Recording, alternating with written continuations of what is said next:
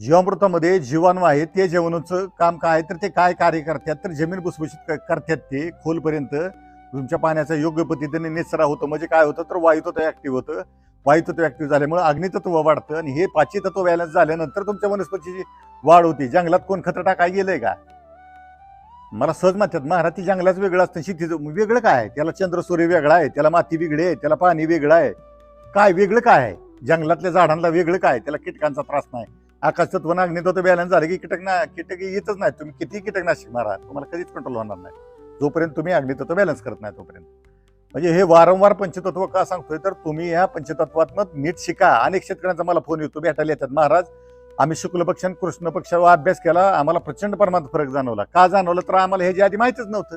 आता तुम्ही सांगितल्यामुळे आम्हाला माहित झालं की हे पंचतत्व असं असतं आणि कृष्ण आणि शुक्ल पक्ष असं असतं. तुम्हाला माहितीच नव्हतं त्यामुळे हे लक्षात आलं ना. तुम्ही लक्ष द्या, त्याच्यावर लक्ष केंद्रित करा, त्याचा अभ्यास करा, सगळं तुमच्या लक्षात येईल ना.